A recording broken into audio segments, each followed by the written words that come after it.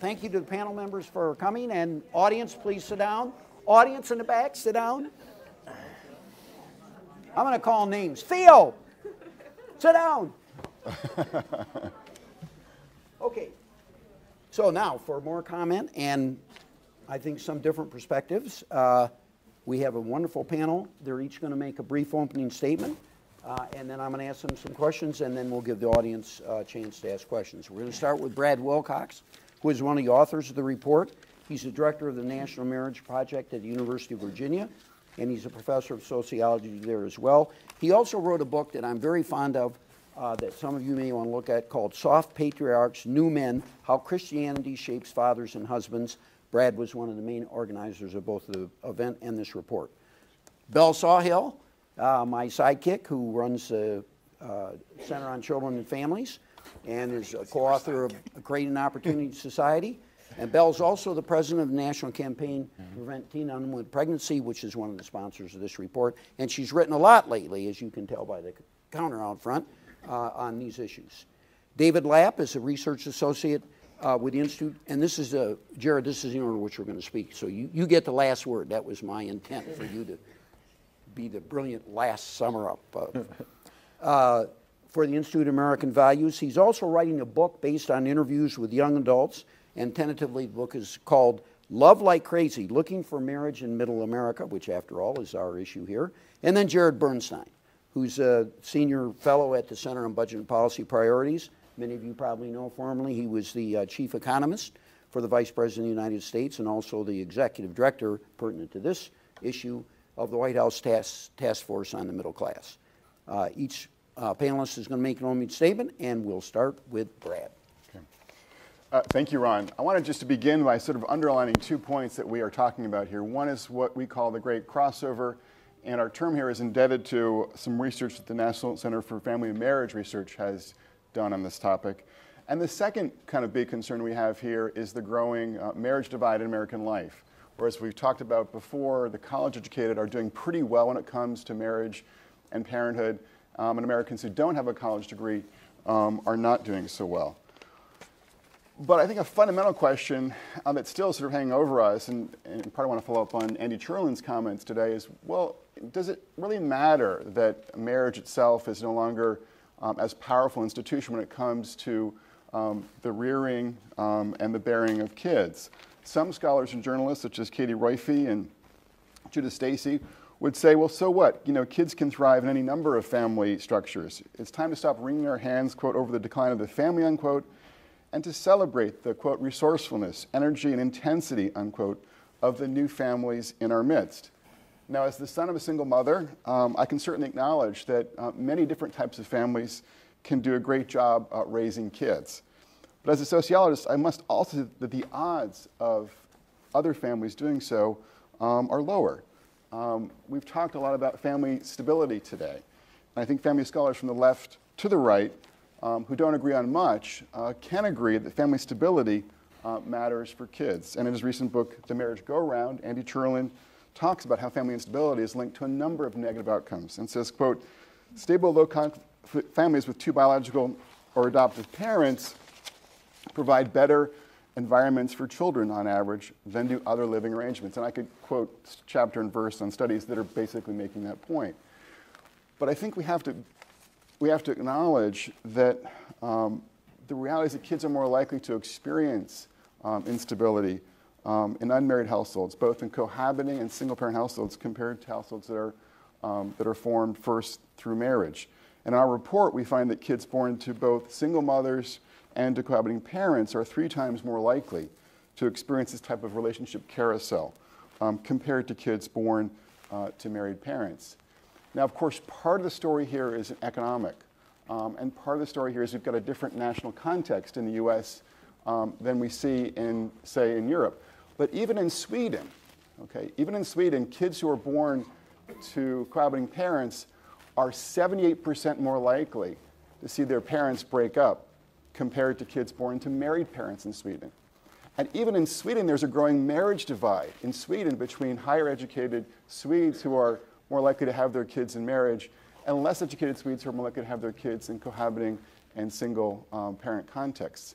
And I think what's happening not just in the US and in Sweden, but also places like Chile, is that there is this convergence of both economic and cultural forces that are allowing well-educated and more privileged and powerful Westerners to get and stay married before they have kids. But this confluence of both economic and cultural forces isn't working out for other Americans. Let me just quickly touch on the economic and cultural pieces for working class and poor Americans that we talked about. So on the economic front, as Naomi Kahn and June Carbone, who are the authors of Red Families versus Blue Families, point out, quote, for the approximately 2/3 of the population that does not have a college degree, an increasing number of men don't have the steady, adequate paying jobs that would allow them to provide the foundation for a successful family life. And we have a quote from David Lapp's project from an Ohio man, Chris, who's a welder, who kind of, I think, encapsulates nicely with the dynamic here. He said that his recent state of unemployment, quote, drove the final nail in the coffin of his relationship with a young woman that he was hoping to marry. He said, quote, I was depressed. I was bored out of my mind. No income, not able to do anything. It was basically just like hell. So a pretty evocative expression, a story that articulates this economic concern. But there's also some important cultural work that's going on in our culture that I think is embedded here. And first, I want to say the rise of what Andy Truman has called the capstone model of marriage, a model that suggests that adults must be capable of achieving a middle-class lifestyle and a soulmate relationship, and which minimizes the importance of connecting marriage and parenthood. This capstone or the soulmate model has made marriage less attainable, but also less necessary for Americans who don't have college degrees. This model sets a high bar for marriage and minimizes marriage's classic connection to parenthood. It sort of creates a cultural space where it's acceptable to have kids when you're kind of just drifting into parenthood or choosing parenthood outside of marriage. A second point here on the cultural front is that many young adults have experienced the divorce revolution up close and personal. They've seen their parents get divorced. They've seen their best friends' parents get divorced. And this experience up close and personal with divorce, as Kathy Eden and Maria Kafalis talk about in their book, Promises I Can Keep, has left many young adults gun-shy about marriage and relationships more generally. So this is part of the reason, too, why they are postponing or foregoing marriage. And of course, the divorce revolution, as we know, has hit poor and working class communities harder than it's hit college-educated communities. One woman also from the Love and Marriage in Middle America Project kind of articulates this sort of growing cynicism about relationships in working class America. She says, this is Melissa, she says, quote, I just never felt that anyone's as loyal to me as I am to them. Even when I feel like I'm in a good relationship, there will be little things that they'll do that will make me start wondering, do they really want to have my back? And what's striking, I think, about her comment here is that it's not just the bad guys who are giving her pause about marriage, it's the guys who she thinks are basically good. So the point here is that there's both an economic and a cultural story unfolding, and if we want to address this issue, if we want to sort of shore up the foundations of marriage and middle American life, we need to address both. So what concretely can be done? In my view, progressives are right to point to the importance of shoring up the economic foundations of marriage with things like infrastructure projects, better vocational training, and the elimination of marriage penalties. President Obama called, for instance, in his State of the Union's address to, quote, strengthen families by removing the financial deterrents to marriage for low-income couples. I also would call, as Roth Bell has called, for better child tax credits to shore up the economic foundations of life. And I would say that Republicans need to attend to these kinds of economic questions and to shore up economic opportunities for middle Americans if they wish to sort of shore up not just the economic fortunes of middle America, but also their electoral fortunes moving ahead. But culture also matters, as conservatives like Kathleen Parker have stressed. We need kind of a new ethic of parental responsibility for Americans of all incomes and all genders. Becoming a parent for both mothers and fathers is a big deal, arguably a bigger deal than getting married. Young adults owe it to their children to try to bring them into a home with two loving parents who are ready to support them and one another in the exhausting, exhilarating, and quotidian adventure that is parenthood. And that's because, at least in the United States, I'd say also even in Sweden, all the evidence points to marriage as the best venue for giving children the gift of a stable and secure home. Thank you. Bill. I have so much I want to say and so little time in which to say it, but let me take a crack. First of all, the big theme of this report was that it's a good thing that marriage is being delayed, but it's not such a good thing that childbearing is not being delayed.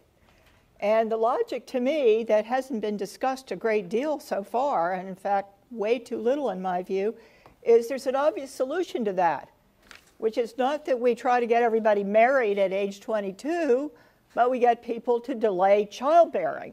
And as Barbara Bergman pointed out, we have had a revolution in birth control technologies. It's quite possible now to plan a family. It's quite possible to delay childbearing. You can't delay it forever, especially if you're a woman, because there is a biological clock.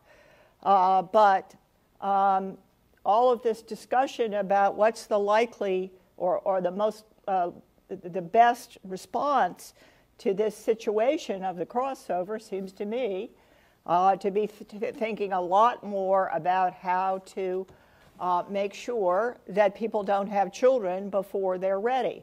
And we know from the data that most of these births that occur early are not intended. So it's not like we're telling people don't have babies. We're just trying to align their own preferences better and give them the ability, the motivation, and the means to do that.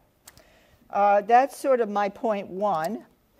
My point two, I think, is to reiterate something that's already been said, but I just want to reinforce it, and that is that there is a new class divide in American society, and the fault line is increasingly not just income, not just education, but also family structure. And this means that if you're a less advantaged kid, you're not only being born into a low-income family and a family whose parents are not very well educated, that's always been true, but there's a new barrier or handicap that you face, which is you're being born into these families, into these households, where there's all this turmoil, where one parent may be absent, and even if they aren't, because there's all this cohabitation now. I think Andy's point about cohabitation has been the major driver of this increase. And so it's not just about single parents anymore, but the new problem is turmoil, is turnover, is instability in the child's life. And the data on that have absolutely shocked me. You have new step-parents, grandparents, new half-siblings, step-siblings. You have what's called in the literature, I hate the term, but multi-partnered fertility. So this is a new environment for kids. Next point. It's a puzzle in my mind about economics versus culture. I don't think anybody wants to argue that one is the only thing that's going on here. They do interact in nuanced way, as Kay and others said. But here's the puzzle in my mind. Marriage, if the problem is men without jobs, men with earnings who are not growing or even declining, if they're less skilled, if we have a lack of marriageable men, then one solution to that from an economic perspective, and I underscore economic now, is those men need to get married. You know, marriage increases your income by a lot. Most women nowadays are working. A man who gets married is going to be much, much better off than a man that doesn't get married. So we can't say that the problem is just because the reason marriage has deteriorated or gone into retreat is just because of this economic reason, unless you combine it with a couple of other points which are much more cultural. And what you have to combine it with is this notion of capstone versus cornerstone marriages. If marriages were still, as they were in my day when I was young, a way that you got ahead in life, a way in which you combine your incomes to make life work, then of course marriage would still make sense. But if marriage is a capstone, something you only do once you've already succeeded, then this begins to solve my puzzle. The other thing that solves my puzzle, which was discussed on the earlier panel, is this whole issue of changing gender attitudes. Maybe women have to get over this hang-up that they can't marry someone who isn't as successful as they are. And maybe men have to get over this hang-up that they have to always be breadwinners. So, you know, if you combine the economics with the shift in gender attitudes, then it begins to make a little more sense. Otherwise, it doesn't to me. Next point. I'm trying to think if it was Jamal or Andy, I think it was Andy, who talked about outmoded notions of masculinity and the fact that women are now going into male-type jobs.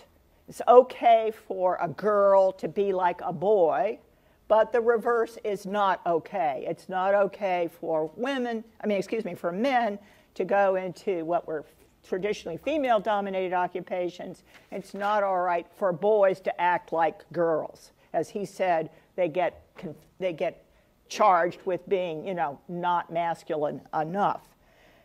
Now, I just want to add to that point that the other thing that hasn't changed enough is the division of labor within the family.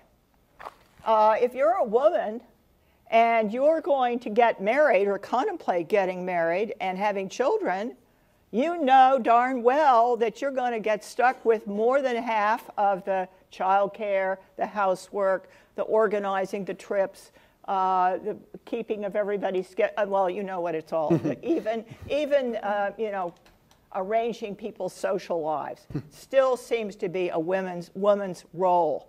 So, you know, until that changes, women are going to have a tendency to be cautious about getting married for fear they're going to not have the autonomy that in today's world they want to have. I'll make one final point since I seem to have 1 minute or less left. Children cannot be a cornerstone.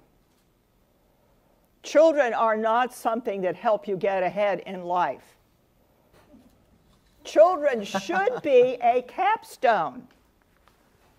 That means that if we want to move to a better future, we have to go back to thinking about marriage, or at least stable cohabitations, as more of a cornerstone, and think about children as more of a capstone, something you do only when you're ready and prepared to take the responsibility that, to my way of thinking, is the most important responsibility anyone ever takes on. Thanks. Thank you, Bill. David. Well, thank you. I'm glad to be here, and I want to use my time to reflect more on this question of why. Why, and looking at high school educated Americans, who I call middle Americans in particular, why are middle Americans delaying marriage? And I come at this question as a person who Ron mentioned, who along with my wife Amber Lapp has been interviewing college educated and high school educated young adults in one Ohio town about their views on marriage and their stories on forming families. This is young people ages 19 to 35. And we're writing the results in a book. And I want to reflect on this question, why are middle Americans delaying marriage, by reflecting on the story of one of the young men that I met, Ricky.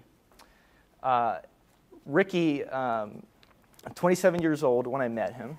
And one of the reasons that is much discussed, for why middle Americans are delaying marriage is, of course, the economic obstacles. And that is certainly true with Ricky's life. When I met him, he was unemployed. In the past, he had worked at, he had been a manager for Pizza Hut, Domino's, Papa John's. He was a farm equipment mechanic, a motorcycle mechanic. He'd worked various jobs in construction. He was working a lot of places. He did tell me that a year before I met him, he worked what he described as a pretty good job, started out making $12.50 an hour as an internet technical support advisor. However, unfortunately, he lost that job because he had a DUI incident and a hit-and-run incident, and he had to serve a couple months in jail. So I would just add to the, one of the things that the report brings out is that 46% of single men and 41% of cohabiting men report frequent drunkenness. Of course, if you're frequently drunk, this is a stronger chance that this is going to affect your performance at work, and you're going to have a higher likelihood of having some brushes with the law. And so that, as well as I would say drug abuse, also I think helps us to understand why middle Americans like Ricky are delaying marriage. Nevertheless, despite those obstacles in Ricky's life, when I met him, he was engaged for the 4th time, and he had never been married. From his second engagement, he has one son whom he tries to see when he can, but his son lives with his mother in another state, so he doesn't get to see him very often. From his third engagement started with, it was a coworker of his at Pizza Hut. It started in a bathroom stall at Pizza Hut. The woman was 3 months pregnant at the time. It turned into something more. He was there in the delivery room for the birth of the child. They went back to his house. They set up the nursery in his house, and he was there for that child, helping to raise that child until the child was 2 years old. And that's something important you have to understand about Ricky is he loves kids. He told me, he said, I usually think about kids before anything else. However, this child-centeredness is not affecting how he thinks about marriage. In fact, he told me that he thinks that it's biased to say that if you're going to have kids, you should be married. Furthermore, he thinks that it's a bad reason to get married if you have kids. In other words, it may be something that's keeping him from getting married because he doesn't want to be seen as getting married just because I have kids. So this separation of marriage and children, I think, also helps us understand why young middle Americans are delaying marriage even as they're starting a family, which was historically one of the reasons to get married.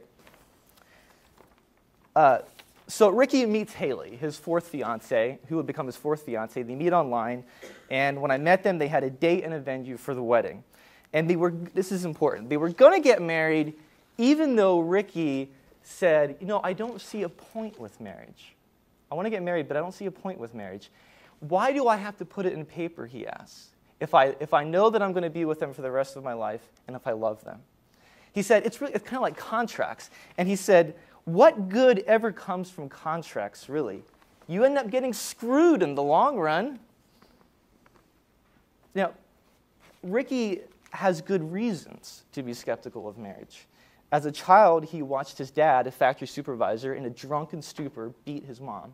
His parents divorced when he was 9, and then his mom remarried, then divorced, then remarried again. He doesn't know anyone within his extended family or circle of friends who has been married for a long time, with the exception of his great-grandparents and grandparents, old people. But I said, Ricky, so you're skeptical of marriage, and you have good reasons to be skeptical of marriage. But you have a date, you're engaged, you have a date. Why are you getting married? He said, well, I know it doesn't really make sense, but I like the whole thought of what marriage is about. What's the whole thought of what marriage is about? It's about being there for each other. It's about improving each other. It's about being best friends. It's also, he said, living together, you can just get up and leave anytime you want. There's no strings attached. Marriage is more of a bond, he said, and he wants that bond.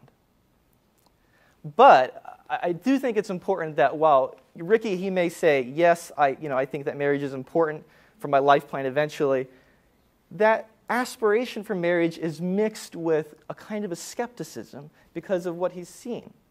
And I think that's also important in helping us to understand why young middle Americans are delaying marriage. It's not just that he has an aspiration for marriage and there's obstacles standing in his way. It's that he has a conflicted view of marriage. With few marriage models, he's skeptical, but he likes the idea. So what happened with Ricky and Haley? Well, I caught up with Ricky a year and a half later after I first talked to him, and they had not gotten married. In fact, they broke up. So 4 broken engagements later, Ricky has completely given up on marriage and lifelong love. He said, love is for suckers. It doesn't last. I'm just looking for a companion with whom I can have sex when I want. He was completely jaded. And so how is this tough, tattooed, working-class guy taking this?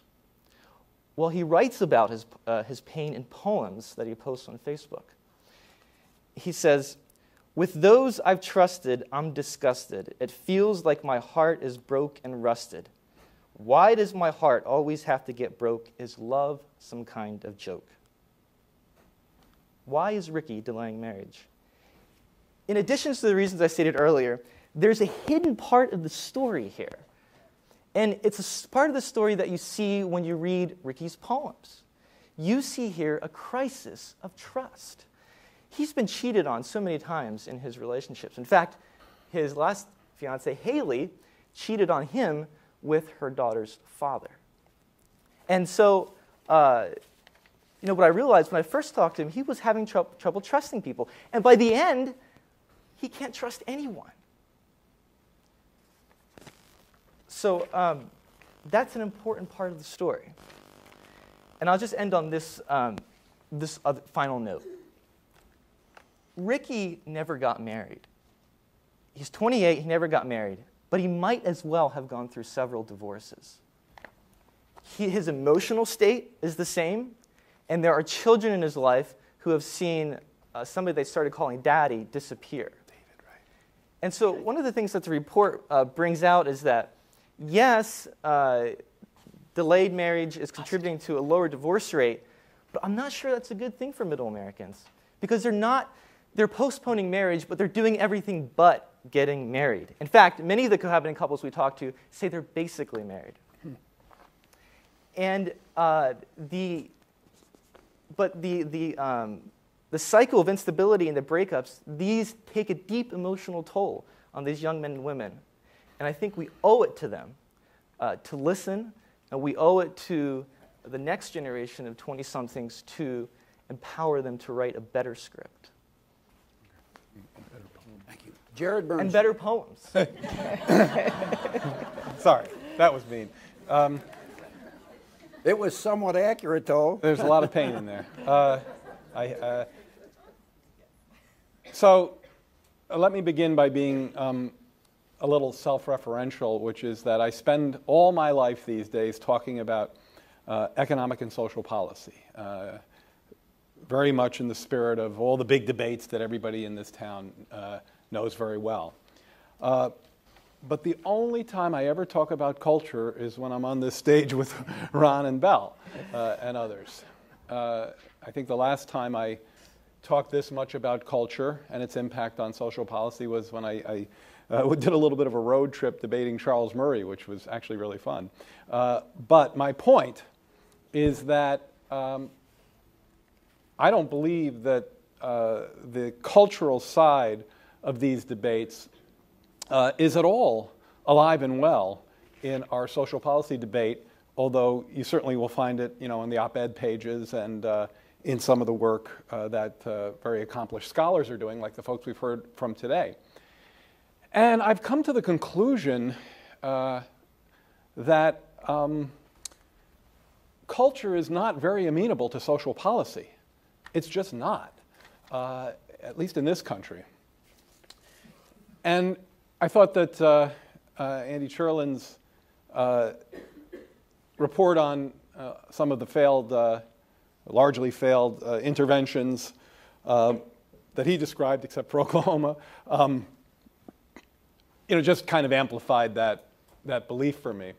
So it doesn't mean that I could easily be wrong, and it doesn't mean that we shouldn't talk about it. But I do find that to be a constant over decades, with one really important critical exception, which some of the people on this stage have played a very important role in, and that's in reducing the teen birth rate, which I'm sure is partly cultural as well. And those interventions appear to me to have been uniquely successful and tremendously important, because if there was almost one variable I'd want to bring down in this space, in this debate, it would be the teen birth rate, because it's it's so bad for both the moms and the kids. So I guess the picture isn't totally dark if you consider that, but it's largely, I think, pretty fruitless to think about using policy to manipulate culture.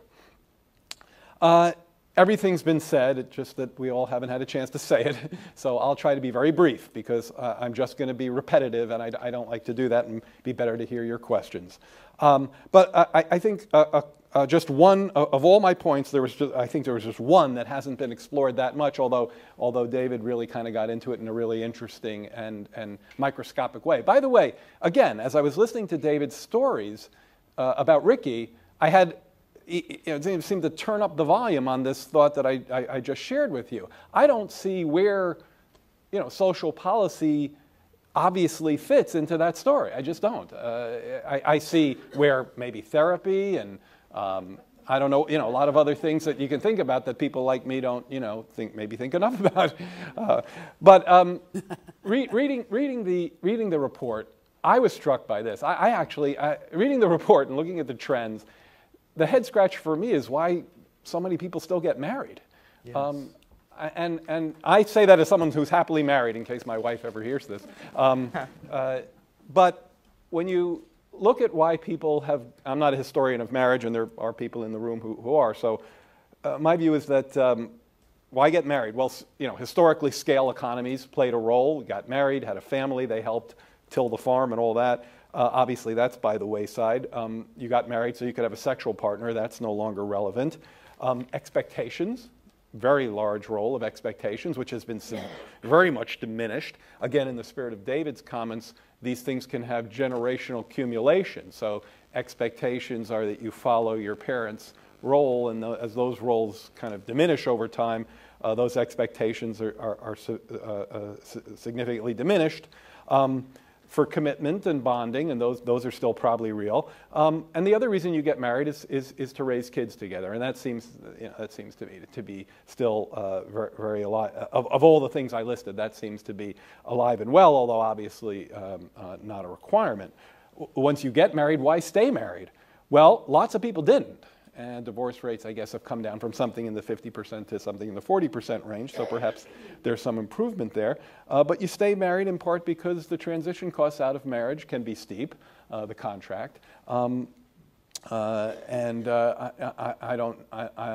If anything, probably those costs may have gone up a little bit. We're doing a little bit better, I think, at enforcing child support, for example. But I think if you sort of just write out a bunch of reasons why people get married and stay married,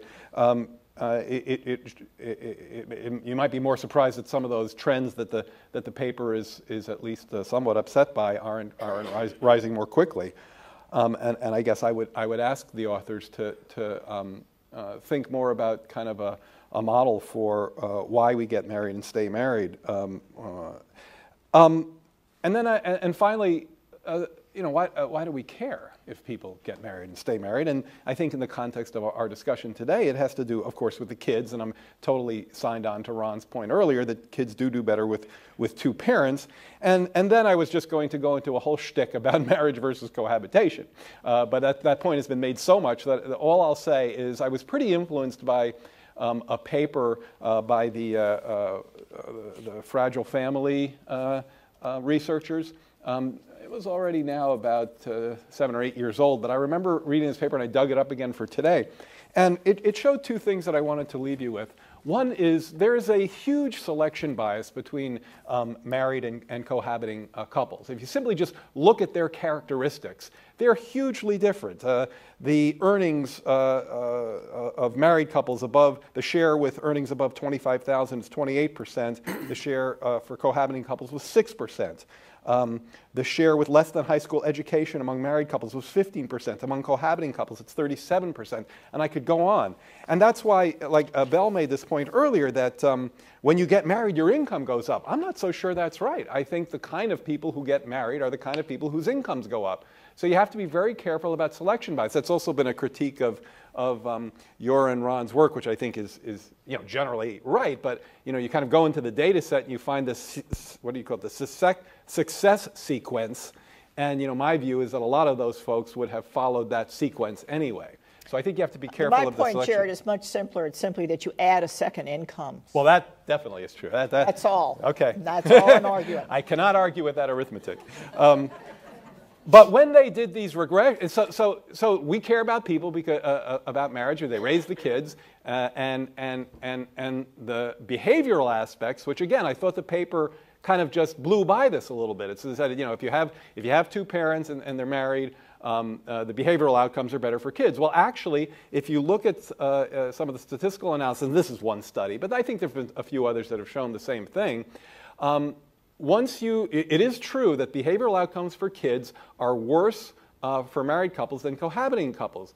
But when you control for demographics, some of the differences I mentioned in the selection bias, a third of it goes away. When you control for the economic differences, it all goes away.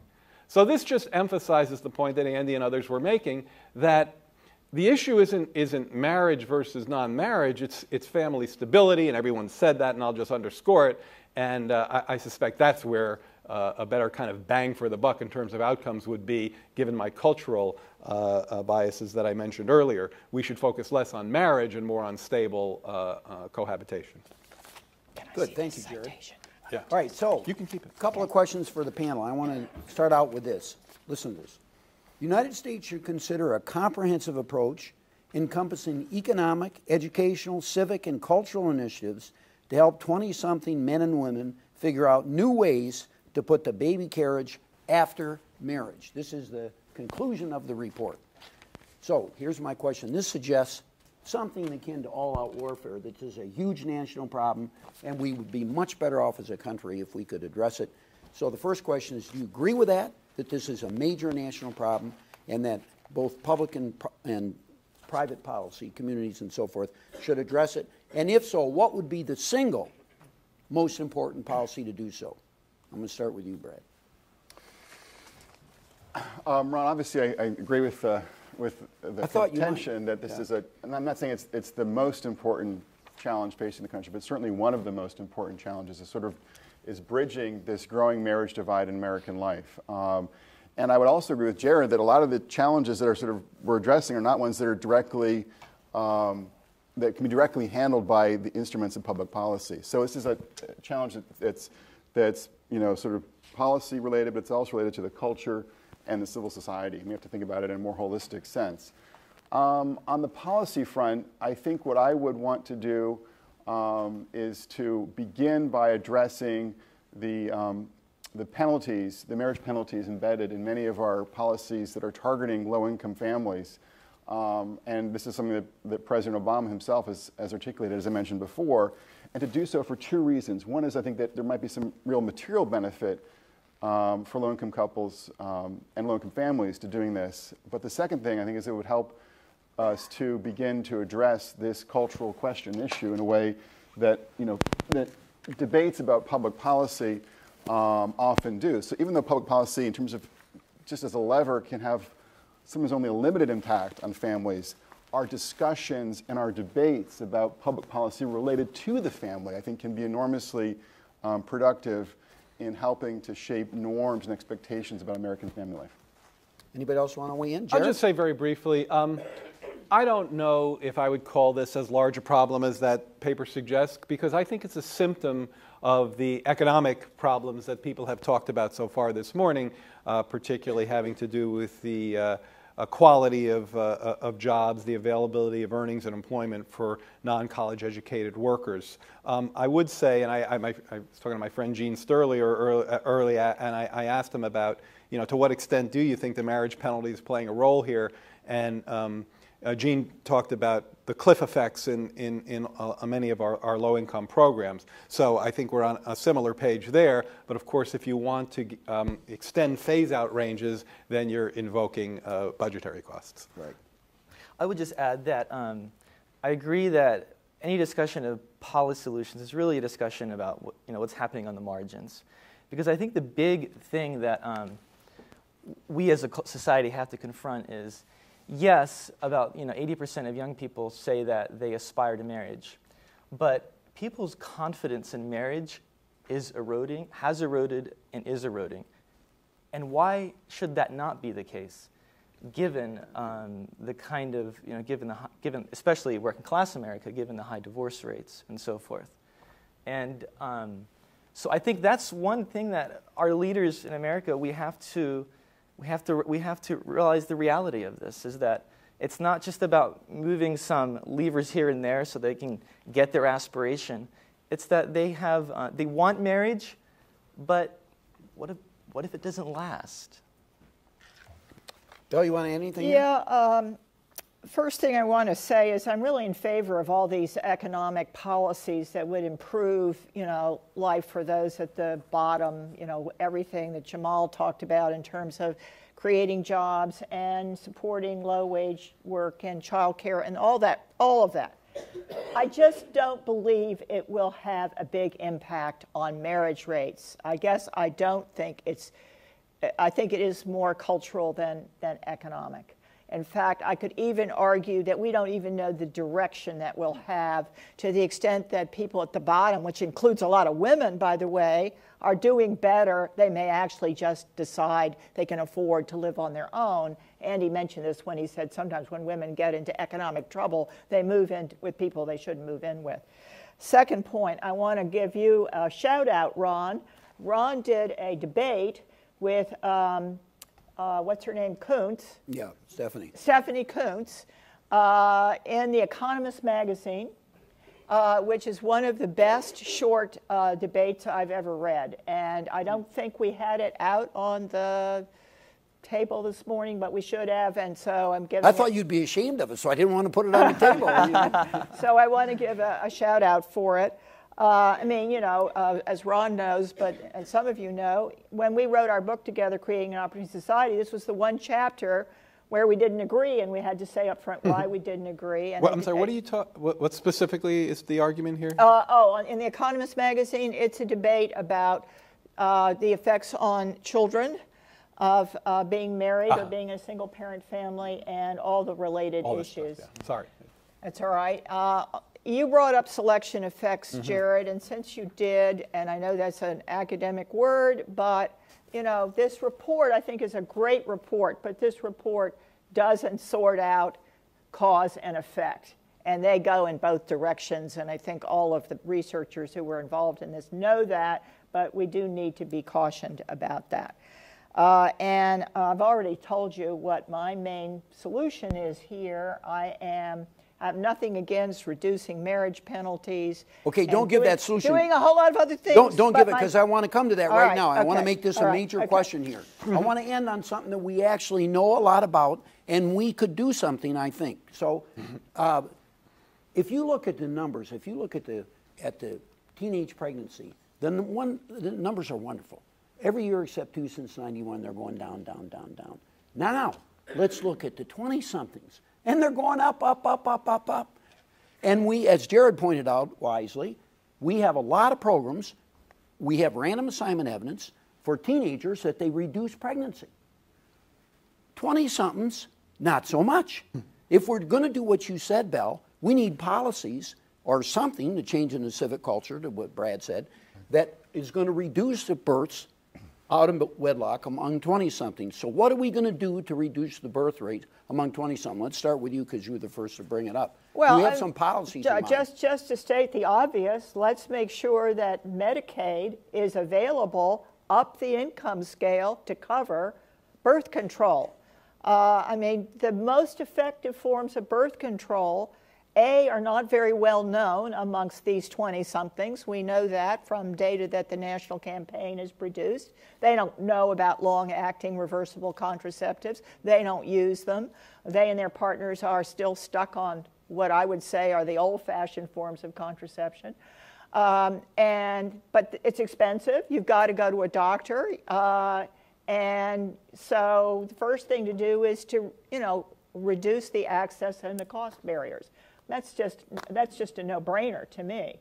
Now, there is still a motivation piece, and I think that is more cultural and does require civic organizations to be involved and the rest of us. But, that I'd start there. That's just fine, though, because Brad knows the solution for that. Tell us what it is, Brad. Well, I mean, I think part of the story here, too, is that we've had a very successful public campaign around teenage pregnancy. And people have gotten the message it's not a good thing to do for both for, for themselves and for any kids that they might have in that context. And they've changed their behavior as a consequence of this national campaign around teen pregnancy. And so I think we need to have a similar campaign around unmarried 20-something childbearing because of the instability and the negative outcomes associated with this new demographic pattern that we're seeing emerge in our country. So I'm just, you know a lot more about this than me, and I hope you're right, but I'm skeptical, only because I just don't believe it's as simple as saying, we're raising the age for our campaign. I mean, our campaign used to stop at 19, and now it's 23, and Although we have. Yeah, I don't okay. think it's shown much pay dirt. Oh, yet. give us another 10 years. Good. No, I want to be wrong about all this. I have only one more of a question than a point on this, and it's only tangentially related. I'm surprised, and again, you're a scholar of this work.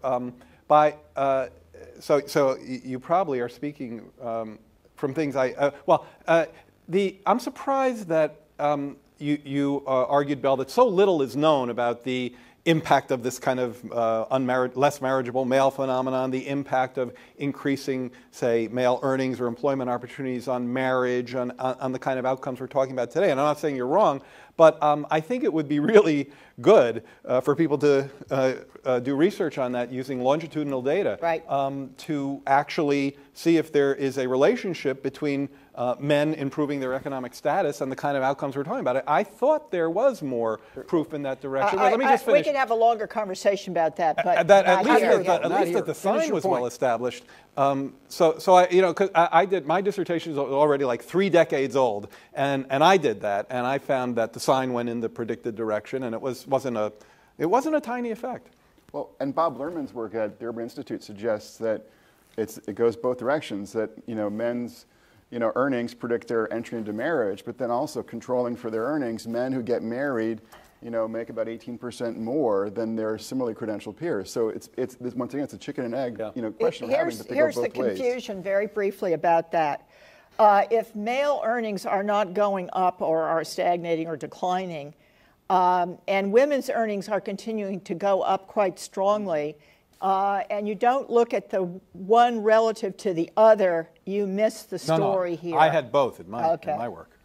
David, you want to add anything to this? Yeah, I would just add that there is, I think the report points to this, that underlying middle American and poor Americans, the fact that they don't consistently use contraception and so forth, underlying that I think is an ambivalence about, I think a lot of them do, the work by Catherine Edith and Maria Kafala shows us that a lot of them do derive meaning from motherhood.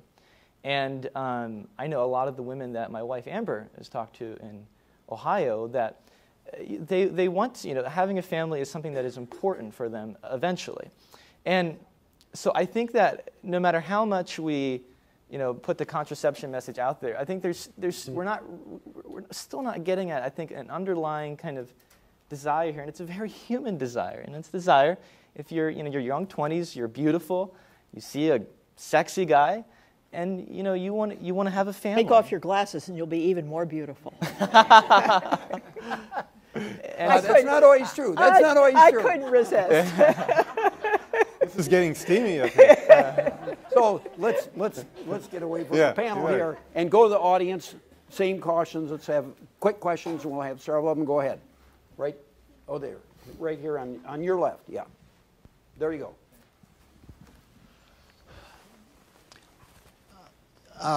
The first panel mentioned this, but I know some of y'all probably are experts on it too and can talk about it. By the way, my name's John Crouch. I'm a divorce lawyer, or I guess more accurately, a busted cohabitation lawyer, and I'm with the Coalition for Divorce Reform.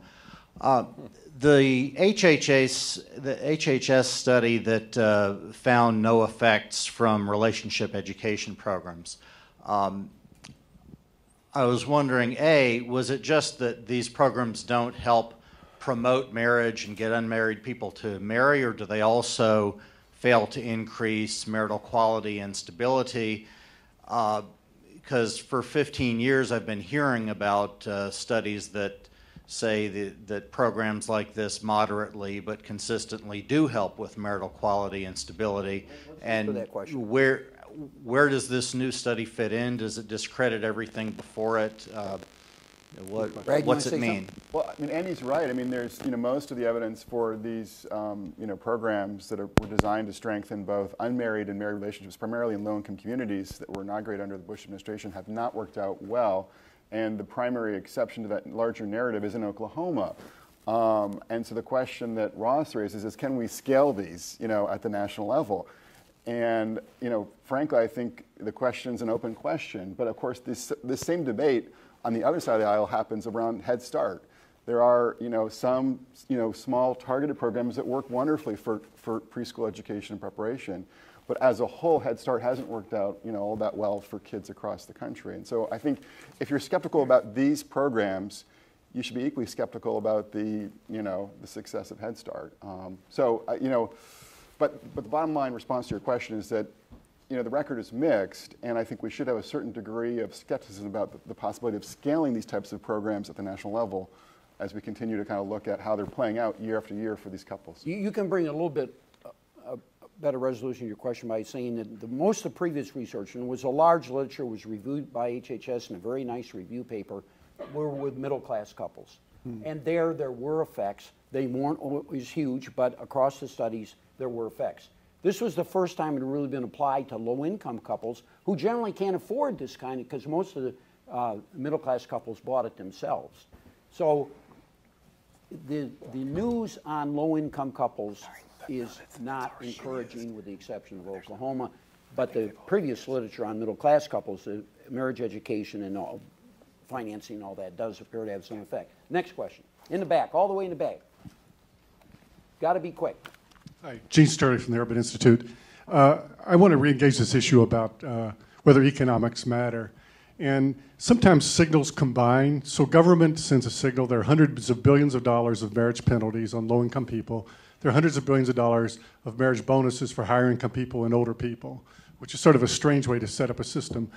Now, if 5 signals matter and you take away one, you might not find that changing the government signal makes a huge effect. But do we still care about it? And also, just related to this, do we care about it for equity reasons? If marriage is optional, and I can opt into the system when there's a bonus and opt out when there's a penalty, don't I have an advantage over people who believe in marriage vows? And might we also care about government policy for that reason, even if we're not sure of the economic effects? Jared, that was an economist speaking. What do you think? I agree with that. I think the... But I don't know how much, maybe I don't know how much research has really revealed that changes at the margin, a 1 out of 5 thing, has had the kind of impact that your question would suggest. But I think the logic is sound. And I will say, you and I testified recently on this whole issue of cliffs and the marriage disincentive and work disincentives in these programs. And I thought the attitude of at least most of the panel, especially the right-leaning, the more Republicans folks, was like, yes, we think there's work disincentives and marriage disincentives in these programs, and we'll be damned if we're going to spend any more money to smooth out the phase down. So it does seem like a bit of a cul-de-sac there. Yes, over here. On the...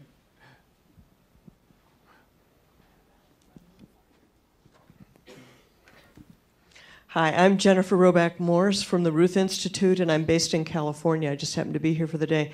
And of course, we're all concerned about children. And at least in California, it's sex that makes babies. So if we're worried about children, is that so? Good. I was just checking. Less so here. So I wanted to ask this panel and any of the panelists from the previous room, if they're still in the room, do we have anything to say about the underlying sexual culture that's in the background of all of the things that we've talked about this morning? And do you have an opinion about whether the underlying sexual culture, whether it's contracepted or not contracepted, is the underlying sexual culture a good thing or not a good thing? Anything anyone would care to say about that, I'd be interested in. I think I was startled to see a bit of data, and it's from the national campaign. And it was, I hope I'm getting this right, I think it was high school seniors. 87% of high school seniors said that they wish that their parents would encourage them to wait until, to have sex at least until after high school. Now here are teenagers saying, hey mom, hey dad, tell me to wait to have sex until I'm older. Cheapers! I think that there is, I think there is a lot of, I think there's more pain than we know because of the number of partners that people are cycling through.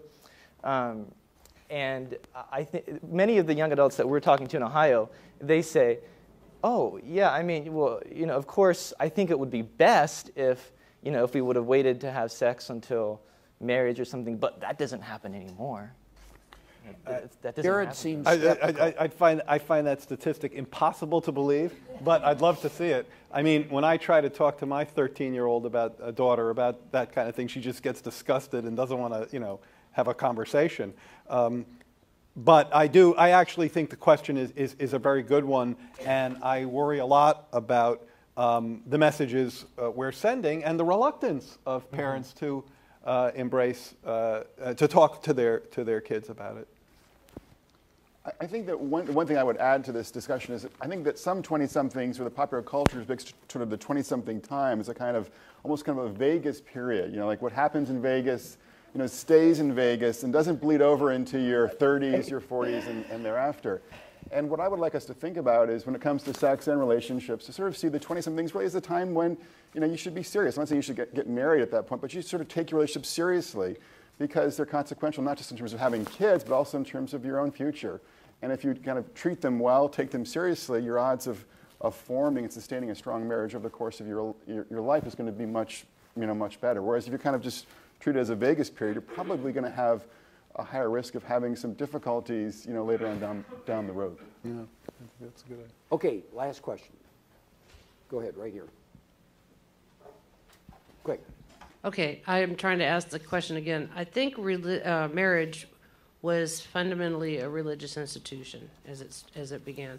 I'm struck by how that has not been a part. I have not read the study, but I'm struck by that not being a part of the conversation today. Would anyone like to respond to that? Just very briefly is that, Ross, I thought you talked about that in ways that seemed very resonant with precisely what you're saying, and you know, was scratching his head about what the future holds in that regard. So I don't, I think he said it could go either way. Yeah. But it is, I mean, it is, I would say it is the case that we have talked, I mean, we've talked a lot about the limits of public policy in this regard and the importance of, you know, of sort of social signaling, parental signaling, and so on.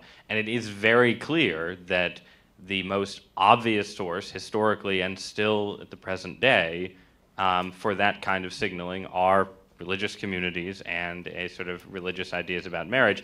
Now, it is the case that, you know, there are areas and regions, mostly in Northern Europe, where it seems to be possible to have greater family stability without religious institutions providing that signaling, but we haven't, and to some extent in upper class America, but we haven't achieved that in the country as a whole. I mean, I think it's useful. I'm sure Kay watches a lot of reality TV for her cultural commentary, but it is actually really useful to watch shows like Teen Mom, to watch shows, you know, there are all these shows now like Jersey Shore geared to sort of the Vegas idea, and to compare them with sort of shows like 19 Kids and Counting, the Duggars and their 19 Kids and so on, which are obviously sort of the two extremes of sort of, you know, attitudes to those things. But I think in those extremes, you can see the incredibly different roles that sort of, you know, religious and cultural institutions and beliefs, or the lack thereof, can play in 20-something lives. Brad, you've written a lot about religion. I'd like to hear your answer to her question. I think there are two important points to make here. One is when we talk about marriage, people often think it's just a religious thing. It's important for us to remember this is sort of, I would say it's a human thing. It's a civilizational thing. We see marriage, you know, in China, in India, in Egypt, in many different cultural and religious contexts. And I think marriage emerges in these very different societies because it does provide a kind of stabilizing influence that connects parents to their kids. So it's an important, I think, qualifying point. But in terms of our context in religion, both Andy and I have written about this. We are seeing kind of this wholesale retreat from institutions among working class Americans. And I think that this is partly for economic reasons that both. Wait.